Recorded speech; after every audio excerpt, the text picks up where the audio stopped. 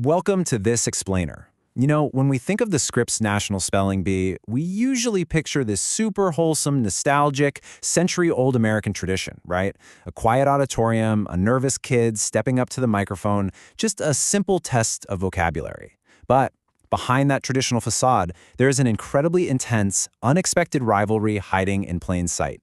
What was once just a straightforward spelling test has literally escalated into an all-out lexical war. Okay, let's dive into this. If you want to walk away with a giant trophy and a massive $50,000 prize, you usually have to be a professional athlete or, I don't know, a really lucky lottery winner. But as it turns out, there's another path to that kind of glory.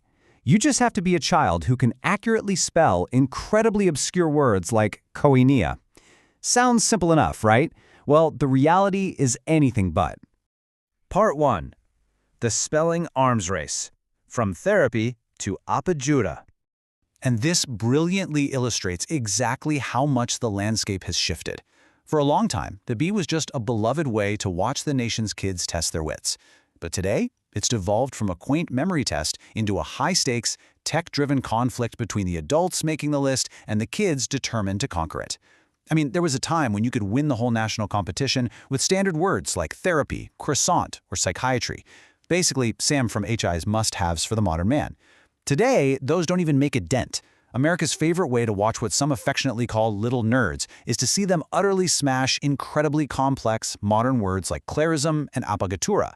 The difficulty has absolutely skyrocketed.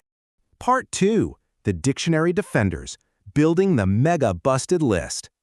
So, to understand why the words have become so impossibly difficult, we have to look at the incredibly stressful goal of the organizers. They have to crown a single champion within a strict 2-hour live television broadcast on ESPN.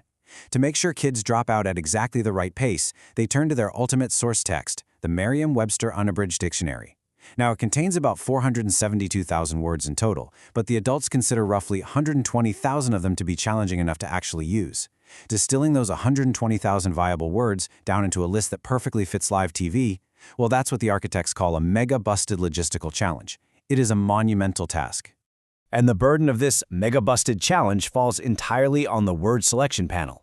Back when it was established in 1985, they didn't need a huge team, and by 2009, they just had 12 members. But jump to 2023, and that team had nearly doubled to 21 members. This rapid expansion maps perfectly to the escalating paranoia of the organizers. The kids are just getting so good that the adults have had to continually call in reinforcements just to keep up. So what do these 21 panel members actually do?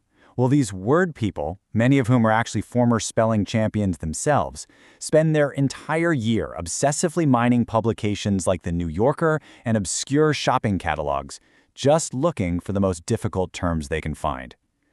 And their security measures? They are extreme. They are so terrified of leaks that the official word lists are only ever printed in physical binders, and those binders are absolutely forbidden to leave the room. No digital sending allowed because they're terrified of what they call a massive digital Flopzilla security breach.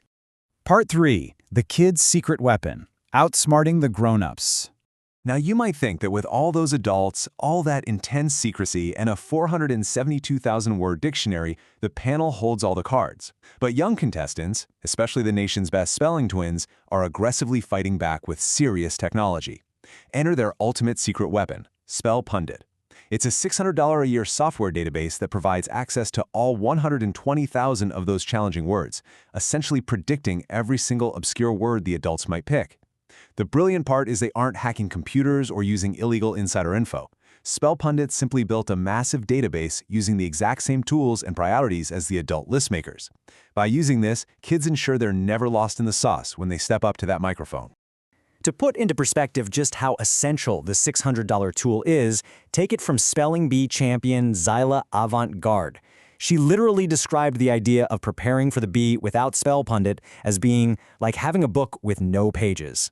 Let that sink in. It's an absolute necessity. Without it, you just cannot compete at the highest level anymore. Part 4. The 2019 Octo-champ Crisis. System Failure. This brings us to a boiling point. The tension between the adult list makers and these tech-empowered kids finally snapped in 2019. After 3 grueling hours of absolutely perfect spelling from the top competitors, the organizers' worst nightmare happened. They simply ran out of challenging words. Literally ran out.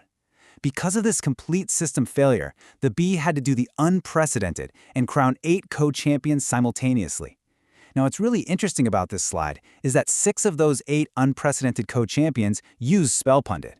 It proved that by using data, they were getting much shorter, highly targeted lists, and they effectively defeated the dictionary. Let's move to and see how this builds into Part 5. The bee strikes back. The next offensive. You didn't think the adults were just going to surrender their 100-year-old tradition to an algorithm, did you? Now way. After the embarrassment of the 2019 crisis, the bees realized they had to retaliate. It became this desperate mission to prove that the adults are, in fact, smarter than a 5th grader. So to force a single winner, they implemented some incredibly aggressive structural changes. They added a vocabulary round to test meaning, not just spelling. They introduced a speed-based lightning round. And the word selectors even started grabbing from categories they used to completely avoid, things like corporate trademarks, obscure place names, and even words of unknown origin. Literally anything to throw these highly trained spellers off balance. So what does this all mean? It brings us to the ultimate question. Big data versus human institutions. The Scripps National Spelling Bee is no longer just a quaint childhood milestone. As we've seen, it's a fascinating real-time case study of what happens when human institutions try to outsmart sheer tech-driven brute force memorization. Who will win the next battle in the war against the dictionary?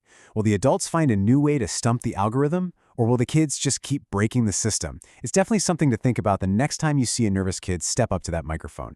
Thanks for joining me for this explainer, and keep your curiosity sharp.